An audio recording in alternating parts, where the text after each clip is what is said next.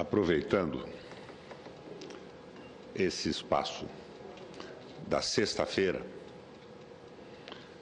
quero abordar da tribuna alguns assuntos e algumas questões que me preocupam sobremaneira.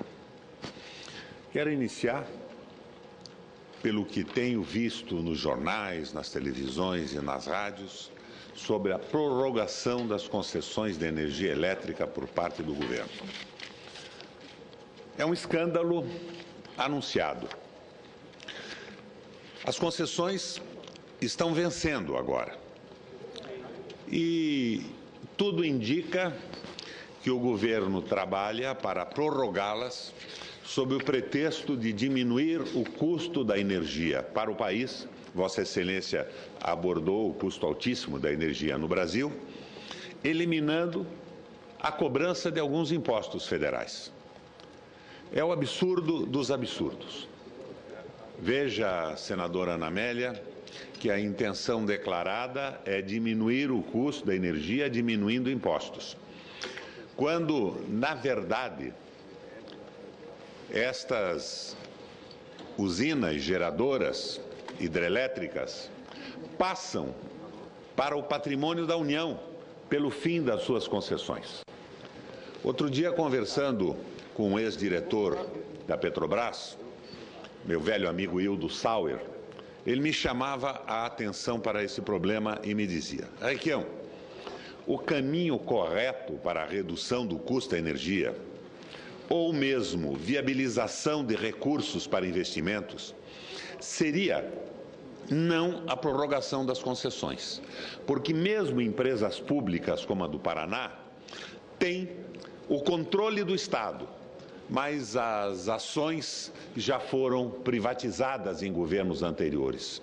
A nossa Copel, que era praticamente pública, teve, durante o governo do meu antecessor Jaime Lerner, as suas ações vendidas a preço de fim de feira para o setor privado. Então, o que me sugere Hildo Sauer? O que sugere Hildo Sauer à presidenta Dilma? Cria-se uma empresa pública que fica com o controle dessas concessões. Mas, diriam os liberais, mais uma empresa pública, mais milhares de empregos, de salários e de desordem administrativa? Não. A empresa pública pequena e enxuta, com uma meia dúzia de funcionários, teria titularidade das concessões. E a operação destas empresas seria, das empresas cuja concessão está vencendo, seria viabilizada exatamente pelas empresas que já estão operando. Nós teríamos, então, um modelo de empresa pública com operação privada. E, segundo Hildo Sauer, isso daria para o governo, de uma forma rasa e um cálculo simples, no mínimo 10 bilhões de reais por ano. Nós não estaríamos mantendo a privatização, não estaríamos viabilizando benesses para o setor privado que, na bacia das almas de governos anteriores, comprou as ações dessas empresas e estaríamos viabilizando que o governo da União aplicasse esses 10 bilhões na redução do custo da energia elétrica sem a privataria ensaiada. Então, uso a tribuna esta manhã para chamar a atenção deste escândalo anunciado. Por outro lado, presidenta, nossa presidenta da mesa é o Veso agora, não é, senadora Ana Amélia? Temos presidenta, logo teremos estudanta e teremos também os massagistas, né? Outro dia me dizia um funcionário do gabinete, senador Requião, eu vou me ausentar à tarde hoje porque vou no massagista. São os Vesos da publicidade do governo e eu não acho que isso seja a real valorização das mulheres. É uma anarquia vernacular apenas. Mas temos notado, senadora Ana Amélia, que a nossa CID, esse imposto, essa taxa, esse imposto, essa contribuição em cima do petróleo, está sendo submetida à desvinculação de receita da União. E isto, senadora, é rigorosamente ilegal e inconstitucional. É claro que a União pode estabelecer uma desvinculação de receita, mas ela não pode viabilizar essa desvinculação de receita antes de dar a estados e municípios a parte que lhes cabe, ou seja, os 29%. E o que a União está fazendo em relação a isso? Primeiro, ela opera a desvinculação e depois a distribuição. Essas transferências não podem ser objeto de desvinculação de receita, porque elas são constitucionais. Portanto, não podem ser atingidas por este processo que, entre outras coisas, milita contra ou a favor da paralisação da economia, porque retira dinheiro de estados e municípios que seriam imediatamente investidos na manutenção, por exemplo, de suas estradas. Nesse sentido, eu estou redigindo, com o apoio da minha assessoria, uma proposta de emenda constitucional que altera o parágrafo 1º do artigo 76 do Ato das Disposições Constitucionais Transitórias para dar interpretação à DRU, desvinculação de receita da União, excluindo de sua base de cálculo a transferência da parcela da CID destinada aos estados. Eu quero, inclusive, solicitar aqui dessa tribuna o apoio às assinaturas necessárias dos senhores senadores, das senhoras senadoras, para que a gente possa impedir definitivamente que a DRU recaia sobre um recurso que precisa ser investido e que constitucionalmente não pode ser objeto de desvinculação. Outra preocupação que quero abordar dessa tribuna é a reação do establishment contra a moralização que fiz no Porto de Paranaguá. Porto de Paranaguá, durante a minha administração e na gestão de Eduardo Requião, o meu irmão, acabou com as filas através de um tratamento logístico adequado. Como é que estas filas se acumulavam no período anterior à minha administração? A falta de silos no Brasil levava a que, depois da colheita, a soja fosse colocada em caminhões e fosse para o mercado spot de Paranaguá. Ela não tinha data de embarque, ela não tinha comprador contratado, ela não tinha o navio agendado.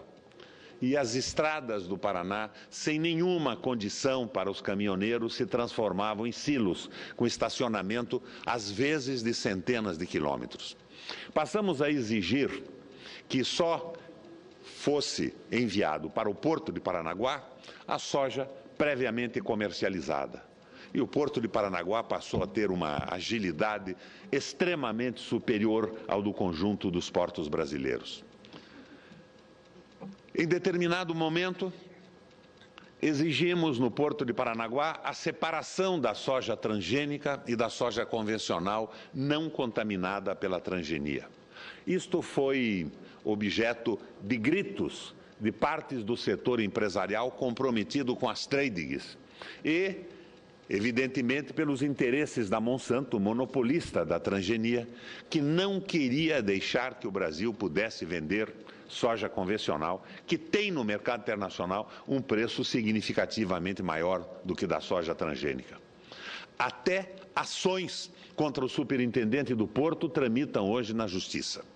Por iniciativa do Partido dos Trabalhadores, o Porto de Paranaguá viabilizou uma lei que eu sancionei, votada pela Assembleia Legislativa, proibindo a exportação da transgenia. Queríamos o Paraná livre dos transgênicos, conseguindo um preço melhor e uma qualidade significativa de soja no mercado internacional.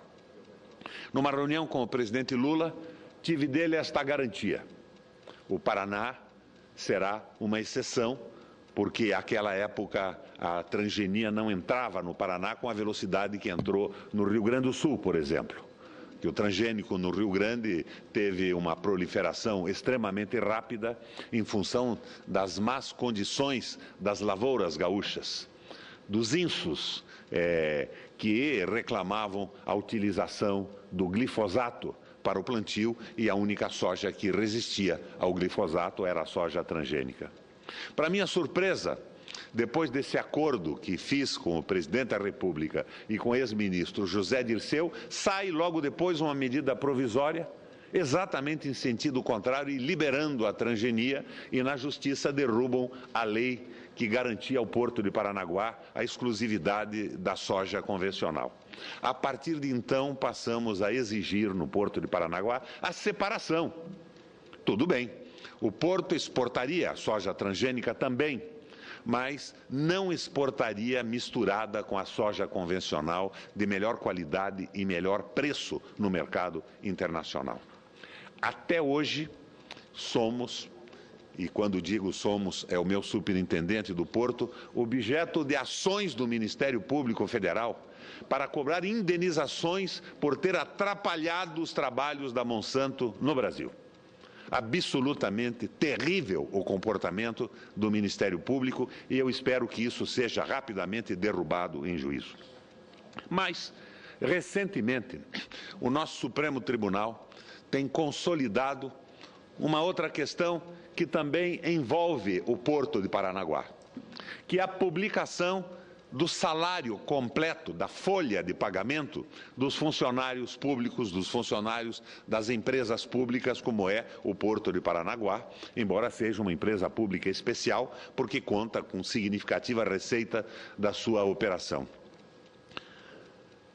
Durante uma greve no Porto de Paranaguá, porto, como todos os portos do Brasil, conhecido até então pela comercialização das sentenças trabalhistas, das reivindicações trabalhistas que eram vendidas pelos trabalhadores a escritórios de advocacia, recebiam uma parcela miserável da sua reivindicação e os escritórios ficavam com a titularidade das indenizações. Uma verdadeira maracutaia na justiça trabalhista que atinge portos brasileiros. Durante uma greve, o superintendente do Porto publicou os salários dos grevistas que diziam que estavam morrendo de fome. Era uma fome sui generis, porque os salários do Porto eram os salários mais altos do estado do Paraná. Em função dessa publicação, o superintendente do Porto passou a ser acionado judicialmente e condenado por danos morais relativos à publicação das sentenças, dos salários da folha de pagamento. Pode recorrer, sim, mas este recurso só se dá com o depósito de uma quantia em juízo. Isto no momento em que o Supremo Tribunal Federal diz que a Constituição garante a publicação das folhas de pagamento dos funcionários públicos, das fundações, das autarquias, de tudo que estiver vinculado ao interesse público e ao funcionalismo da administração direta ou indireta da União, dos estados e dos municípios. Nesse sentido, senadora, eu tenho um projeto que está sendo relatado pelo senador Luiz Henrique da Silveira na Comissão de Constituição e Justiça, dirimindo definitivamente esta questão e baseado, inclusive, nas decisões do Supremo Tribunal Federal. Mas eu, de certa forma, estou mostrando que o privativismo tentava atingir a administração pública do Porto de Paranaguá. Tivemos contestada a compra de uma draga na China. 42 milhões de reais custaria esta draga. Foram para a justiça, criaram confusões incríveis e hoje esta draga que não foi comprada, senadora, foi alugada, uma draga semelhante, para uma operação de 6 meses. A draga comprada pelo Porto, por 42 milhões de reais, funcionaria por 30 a 40 anos, servindo ao Porto de Paranaguá e à dragagem dos portos do sul do Brasil. mas por 6 meses o atual governo, que não se interessa pela compra da draga, e as medidas judiciais que impediram que a compra e a venda fosse realizada, originaram um aluguel por 36 milhões de reais por 6 meses. Então, eu estou tentando demonstrar nessa tribuna que há uma verdadeira guerra de privatização, a tentativa de desmoralizar a austeridade na administração dos portos públicos, que são a porta de entrada e de saída das economias, e que, se ficarem na mão de grupos econômicos privados, servirão a estes grupos e não ao desenvolvimento harmônico de estados e de regiões. Situação extraordinariamente constrangedora sofremos nós no Paraná. Enquanto isso, senadora, eu tenho a notícia que o nosso ex-presidente privatizante, Fernando Henrique, recebe exatamente pelos favores que fez ao neoliberalismo e à privatização um prêmio de $1 milhão de uma biblioteca em Washington. Prêmio que, inclusive, foi, conforme notícia que tivemos nesse plenário, assistidos pelo nosso senador Aécio Neves. $1 milhão como prêmio à política entreguista, no momento em que nós estamos precisando fortificar o bloco do Mercosul para sobreviver ao assédio dos convênios e dos contratos bilaterais que nos transformarão definitivamente numa fazenda, primarizando a economia, impedindo o desenvolvimento. E tudo isso em torno da entrada ou não da Venezuela, que seria um oxigênio interessantíssimo para o Brasil e para a Argentina, com os seus 366 bilhões de dólares de produto interno bruto. A entrada da Venezuela é indispensável para a resistência do Mercosul, dos países do Cone Sul latino-americano, na luta pela sobrevivência em relação à debacle da economia norte-americana que contamina o planeta. No Paraná, senadora, eu vejo aqui num jornal da Agrosoft, o preço do frete ferroviário é 70% maior do que o custo estimulado por um simulador montado a partir de São Paulo. 70% mais caro. E quem controlava isso, senadora, era o famoso Bernardo Figueiredo, que nós derrubamos aqui no Senado para não ser o novo presidente da NTT. E há 1 ou 2 semanas, praticamente todos os dirigentes da NTT, da ANTAC, da Valec, foram presos por desvios monumentais de recurso público. Durante o período em que o famoso Dr. Juquinha foi presidente da Valec, se não me engano, o diretor financeiro da Valec era o senhor Bernardo Figueiredo, que nós impedimos de ser o presidente da NTT e que agora é indicado pela nossa presidente Dilma para a presidência da companhia do inútil, inadequado e inoportuno trem-bala que o governo federal pretende fazer. Ou ele é um autista e não percebeu o que ocorria na Valec, ou não sei o que ele é, se não é autista e se percebeu realmente o que ocorria. Eu fico imaginando por que não fez parte desta ação do Ministério Público Federal e da Polícia Federal nesse momento. Tudo isso me preocupa sobremaneira.